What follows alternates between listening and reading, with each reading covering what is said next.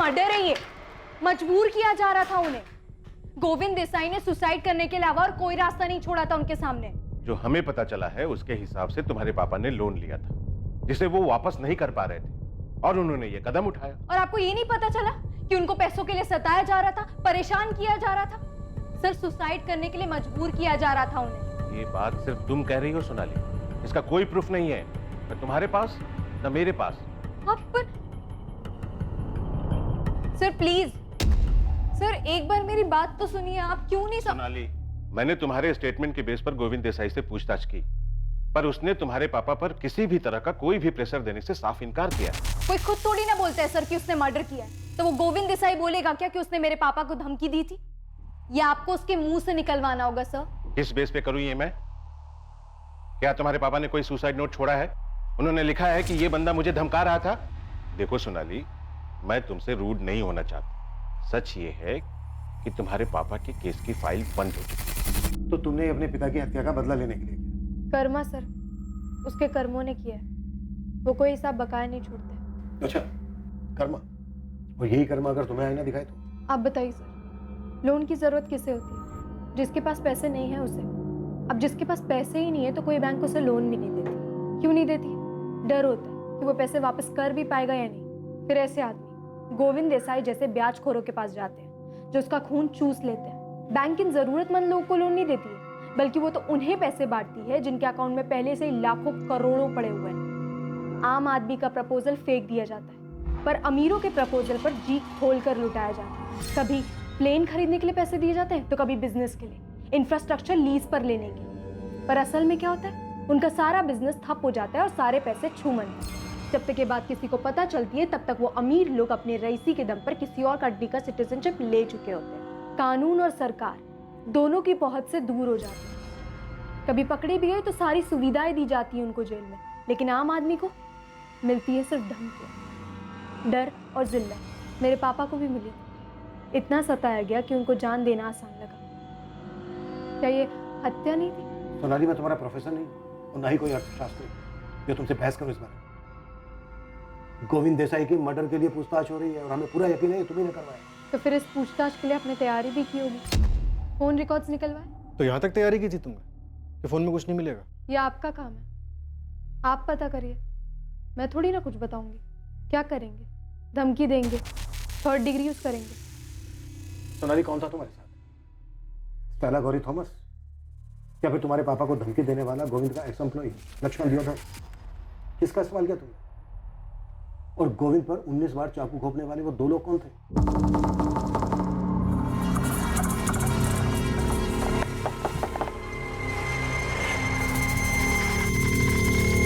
कौन तुम लोग? स्टेला गौरी थॉमस या लक्ष्मण दियोदर, इन दोनों में से किसने आपको मेरा नाम बताया? उसी से पूछ लीजिए कि कैसे इस्तेमाल हो गए थे वो, और गोविंद देसाई को मारने में क्या रोल था मेरा। ये बेहतर तरीका होगा ना मुझे फंसाने का, नहीं? तुम्हें क्या लगता है तुमने अपने किए पे पर्दा डाल दिया? नहीं सर, अभी भी लूपहोल है, वो आप पता कर लीजिए उसे। तो अब मैं जाऊं या और कुछ पूछना है आपको? कुछ नहीं, जा सकती हो। वैसे सोनाली, मुझे पूरा यकीन है तुम्हारे पापा को लोन लेने से पहले सही गलत का अंदाजा तो होगा। जिस तरह से उन्होंने पैसे लिए थे उसी तरह से उनको पैसे वापस कर देने चाहिए। सही आदमी यही करता है। गोविंद देसाई चाहे कैसा भी आदमी, लेकिन तुम्हारे पापा ने पुलिस से मदद लिए बगैर ही इतना बड़ा कदम उठा लिया। क्यों? क्या करते वो? धमकाया जा रहा था उन्हें। तो उन्हें पुलिस के पास जाना चाहिए था, मदद मांगनी चाहिए थी पुलिस से, और उन्होंने इतना बड़ा कदम उठा लिया खुद ही, बिना पुलिस से मदद मांगे। उनका सांस लेना तक मुश्किल हो गया था। जो उनके साथ हो रहा था सिर्फ मैं देख सकती थी, मेरी माँ देख सकती थी। तुम देख सकती थी, तुम्हारी माँ देख सकती थी, तो फिर तुम दोनों ने उन्हें बचाने की कोशिश क्यों नहीं की? क्यों नहीं गई पुलिस के पास? क्यों नहीं मांगी पुलिस से मदद?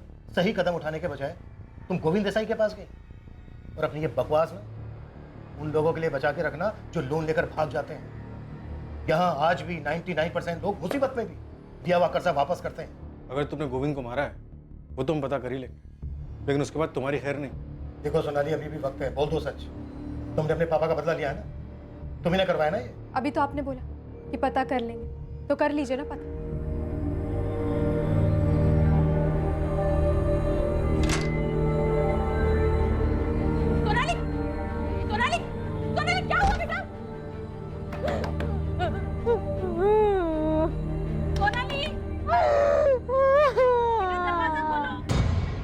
सोनाली बेचारे ने पुलिस को जो चैलेंज दिया था, उसके फोन रिकॉर्ड्स उससे बिल्कुल उलट थे और उससे कुछ हैरत अंगेज चीजें बाहर आने वाली थी।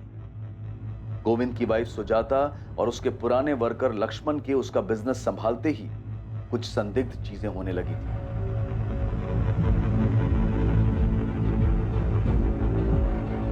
जेनी को छेड़ने वाले आवारा लड़कों प्रकाश और संजय के साथ क्या हुआ था, इसका भी पता चलने वाला था।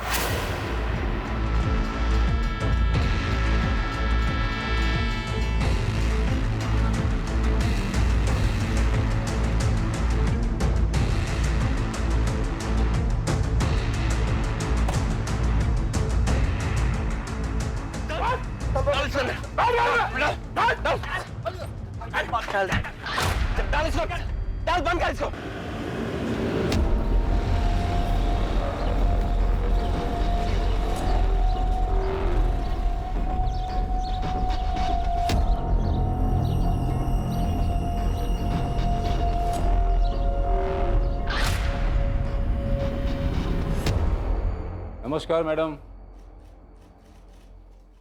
नमस्कार। सुना कि आपकी खबरी मेरे बारे में पूछताछ कर रहे हैं, तो मैंने सोचा कि आप इतना तकलीफ क्यों ले, मेरे को फ़ोन मार देते, मैं हाजिर हो जाता आपके सामने। है कौन तू? योगेश सिंह। लोग प्यार से मेरे को मांडवाली उस्ताद भी बोलते हैं। स्टेला बता रही थी कि मेरे बारे में कुछ पूछ रहे थे आप तो। अच्छा, तो तू है जो स्टेला गौरी थॉमस के इशारों पे नाचता है? अरे मैडम, वो मेरे दोस्त की वाइफ है, उसका पति जॉन मेरा खास दोस्त था। संजय और प्रकाश को मार के कहाँ फेंका तूने? और गोविंद देसाई को किसके कहने पे मारा? स्टेला के कहने पे। तुझे क्या लगा तू पकड़ा नहीं जाएगा? प्रकाश और संजय मच्छर है मैडम, छोटे मोटे टपूरी। स्टेला ने अपने को बोला कि वो लोग जेनी को छेड़ते हैं, मुझसे मदद मांगा, तो मैंने उन दोनों को समझा दी। नहीं रे, बॉडी मिलनी चाहिए, नहीं तो कोई डरेगा नहीं। बिल्डिंग से नीचे धक्का दे देने का। डर के सुसाइड किया ऐसा लगना चाहिए। नहीं भाऊ नहीं, आज के बाद कभी जेनी को नहीं छेड़ेगा। भाऊ उस गली में कभी नहीं जाऊंगा।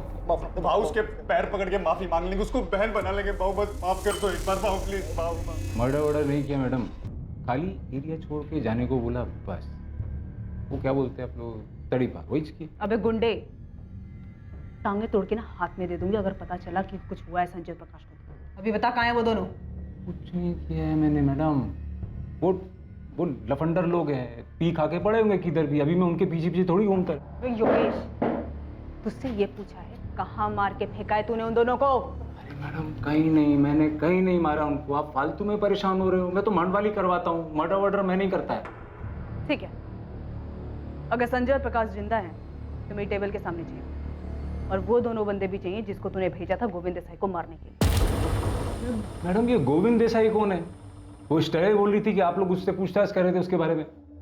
उस बेचारी को क्या मालूम, उसने किसी से लोन लिया, अभी वो वापस लेने से पहले ही चला गया। तो मतलब स्टेला ने सुपारी लोन के पैसे से दी? अरे मैडम उसको क्या जरूरत है ये सब करने की? वो बेचारी अकेली औरत कामकाज करके अपनी बेटी जेनी को पढ़ा रही है। अब ताई को उसको ये बेकार के मर्डर वर्डर के लफड़े में घसीट रहे हो। आपको प्रकाश और संजय को देखने हैं तो मैं एक काम करता हूँ, मैं अपने लोगों को बोलता हूँ कि उन दोनों को पता लगा। एक हफ्ते का टाइम दो मेरे को, ये दोनों लुखे और गोविंद देसाई का मर्डर करने वाला आपके सामने होंगे। चल ठीक है, दिया तुझे मैंने एक हफ्ता, लेकिन इस पूरे एक हफ्ते सुबह 10 बजे तेरी हाजिरी चाहिए मुझे इस थाने में। आऊंगा ना मैडम, आऊंगा, पर वो स्टेला को ना परेशान नहीं करने का। क्या है, उसकी लाइफ में पहले ही बहुत तकलीफ है। क्या बोला वो कि स्टेला को परेशान मत करो? अब ये 2 कौड़ी का गुंडे हमें बताएंगे कि हमें क्या करना है और क्या नहीं करना है। सर, गलती करने का एक मौका दिया है उसको। मुझे पूरा डाउट है कि संजय और प्रकाश को उसने मरवा दिया। इसके पीछे मैंने अपने आदमी लगवाए हैं। सर, अगर इसने हड़बड़ाहट में एक भी गलती की तो संजय और प्रकाश को गायब करवाने और गोविंद देसाई के मर्डर में इसका कनेक्शन सामने आ जाएगा। स्टेला पर भी नजर है हमारी, वो एक अहम कड़ी है इस केस में। नहीं, ऐसा तो नहीं है कि प्रकाश और संजय गोविंद के रिकवरी एजेंट? ऐसा तो कुछ सामने नहीं आया सर। गोविंद देसाई के कॉल रिकॉर्ड में भी ऐसा नहीं मिला है और लक्ष्मण भी मना कर रहा है। सर लक्ष्मण और पायल तो लगातार कांटेक्ट में, लेकिन ना इन दोनों का सोनाली के साथ कोई कनेक्शन मिल रहा है और ना इन तीनों का स्टेला गौरी थॉमस के साथ कोई कनेक्शन सामने आ रहा है। सुजाता का कोई कनेक्शन स्टेला गौरी थॉमस के साथ? नहीं सर, लेकिन सोनाली के कॉल रिकॉर्ड्स में एक बात बड़ी अजीब है जो सामने आई। जिस दिन गोविंद का मर्डर हुआ यानी 17 जुलाई को, उस दिन सोनाली के फोन पर ना कोई कॉल आया और ना ही गया।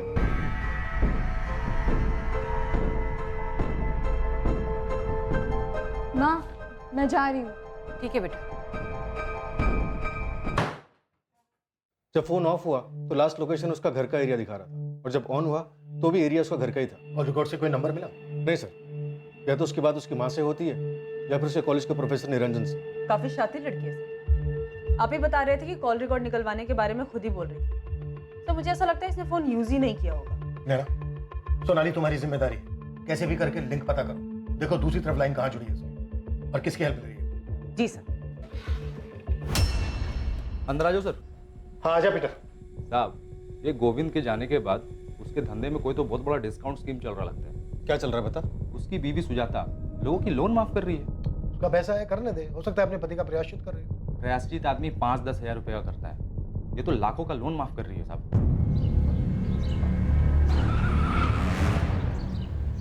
आज सोनाली गाड़ी में बैठ तुझसे बात करनी। क्यों? पुलिस वालों ने पिकअप ड्रॉप सर्विस शुरू की है क्या? क्या सर्विस शुरू की है ये मैं बाद में बताती हूँ। फिलहाल गाड़ी में बैठ। सीधा पुलिस स्टेशन आऊंगी, अभी मेरा कॉलेज का टाइम है। बात करने के बाद मैं खुद तुझे कॉलेज छोड़ूंगी। बैठ अंदर।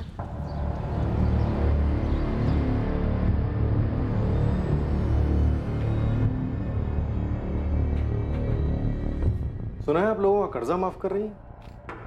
जी, मेरे पति का पैसा है। अब उसके लिए पुलिस की परमिशन तो नहीं चाहिए ना? नहीं, परमिशन की जरूरत तो नहीं है, लेकिन इस बात का ख्याल अभी आया, ये पहले से डिसाइडेड था कि आपके पति के मर्डर के बाद। मेरी बेटी के बारे में आप पहले भी पूछ चुके हैं और मैं आपको बता चुकी हूँ। अब आपका इशारा मेरी तरफ है तो मैं आपको बता दूँ कि मेरे पति का मर्डर मैंने नहीं करवाया। चलिए फिलहाल के लिए मान लेते हैं, हमारे हाथ में भी ऐसा कुछ है नहीं। अजीब है ना, हमारे हाथ कोई लिंक नहीं लग रहा और इधर मुकेश पवार का पूरा 12 लाख माफ हो गया।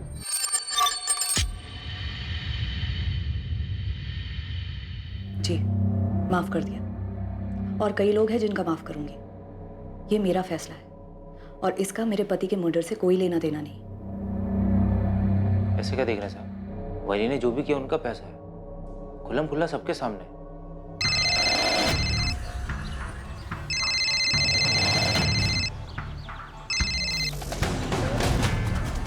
जी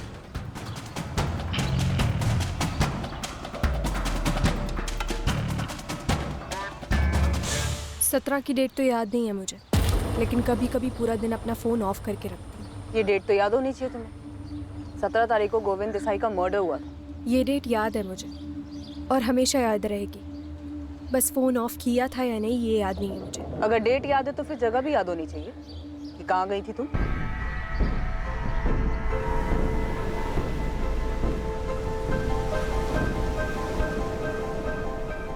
इतना याद नहीं है मुझे, लेकिन शायद मनोहर के आसपास कहीं गई थी।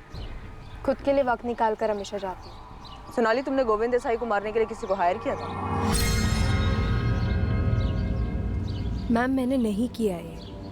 आप चाहो तो अपने और लोगों को मेरे पीछे लगवाकर मेरे बारे में पता लगा सकते हो कि मैं कहाँ जाती हूँ, क्या करती हूँ, किससे बातें करती हूँ, क्या बातें करती हूँ। लेकिन आपको मेरे मुंह से सुनने के लिए ऐसा कुछ नहीं मिलेगा जिससे ये साबित हो कि मैंने किया है।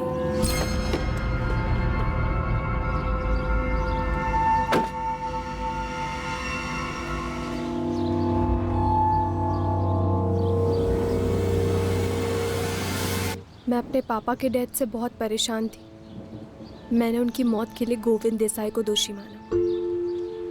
मैं उसकी ज़िंदगी बर्बाद करना चाहती थी कि मैं उसकी ज़िंदगी नर्क बनते हुए देखूं। लेकिन अब जब उसकी मौत हो चुकी है तो मुझे ऐसा लगता है कि ये कर्म चक्र है। जो उसने मेरे पापा के साथ किया उससे भी वैसा ही मिला। लेकिन सच ये है कि मैं अभी भी खुश नहीं हूँ, ना मुझे अंदर से शांति मिली है, क्योंकि जो हुआ उससे मेरे पापा तो वापस नहीं आ जाने वाले। मैं बस आपको इतना ही बोल सकती हूँ कि मैंने उसे नहीं मारा है और ना ही मैंने किसी को सुपारी दी है उसे मारने के लिए।